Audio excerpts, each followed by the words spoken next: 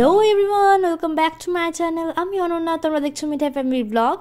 আর আজকের ব্লগটা অনেক পুরনোই, অ্যাকচুয়ালি এটা কালী পুজোর ব্লগ। দেখে বুঝতেই পারছো তোমরা, যেহেতু গ্যালারি অনেকটা ভর্তি হয়ে গেছে বলে আমি নতুন ভিডিও কিচ্ছু করতেও পারছি না, কিছু ছাড়তেও পারছি না। ভীষণ অসুবিধায় পড়ে গেছি।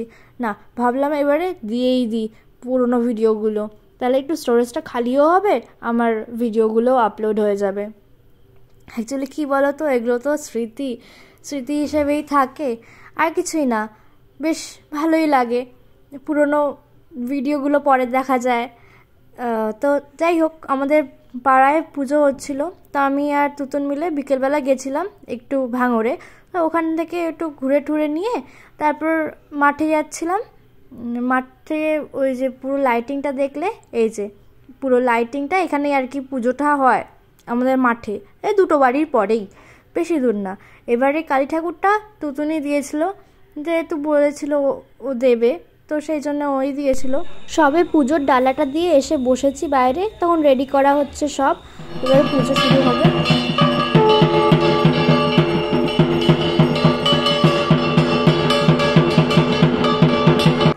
আর সেদিনকে পরেছিলাম শাড়ি, আর ও পরেছিল পাঞ্জাবি। পাঞ্জাবি পরতে চাইছিল না, জোর করে পরানো হয়েছে, তো তাই ভাবলাম একটু ফটো ফটো তুলে নিই।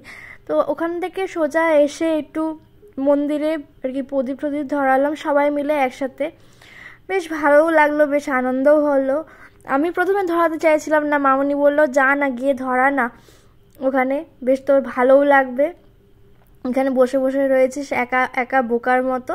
তো যাই হোক, আমি গেছিলাম। তারপর বলার পরে, তার আগে যাইনি, তো ওখান থেকে যেহেতু যজ্ঞ দেরি আছে হতে, তো যজ্ঞায় যেহেতু বসবো, তো সেই জন্যে আমরা সৌম্যজিৎদাদের বাড়িতে গেছিলাম। সৌম্যজিৎদাদের বাড়িতেও পুজো হচ্ছিল সেদিনকে।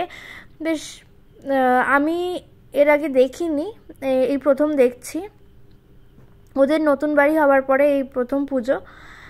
যাই হোক, এবার মাঠে চলে এসেছি। মাঠে এই যজ্ঞে তখন সেই টাইমে বসেছিলাম, তো ওইটুকুই আর কি ভিডিওটা করতে পেরেছি। তারপরে যজ্ঞ হবার পরে এই ভিডিওটা, মানে এই ক্লিপটা তুললাম।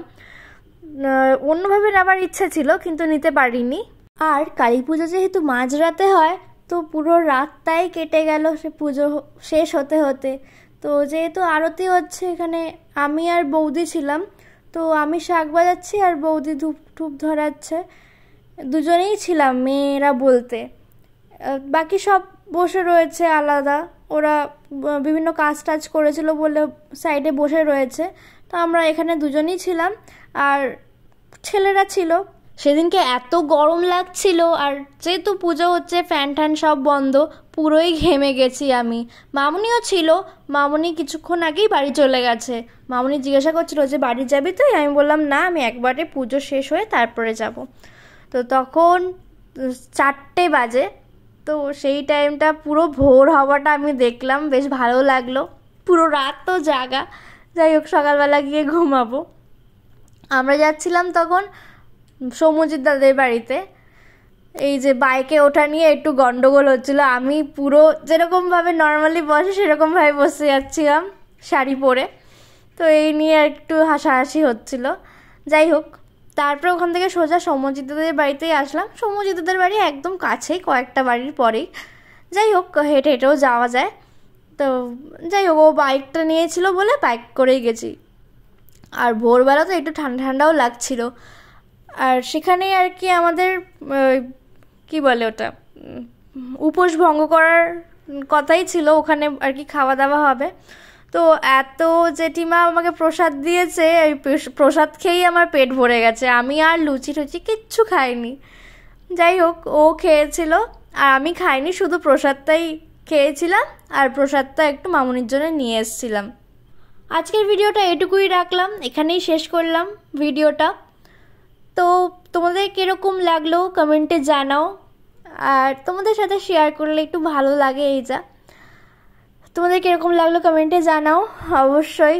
ভালো লাগলে please do like, comment, share and subscribe my channel. আর পাশে যে বেল আইকনটা আছে অবশ্যই কিন্তু অল করে দেবে, যাতে নোটিফিকেশানগুলো তোমরা যাতে পেয়ে যাও আমি ভিডিও ছাড়ার সাথে সাথেই।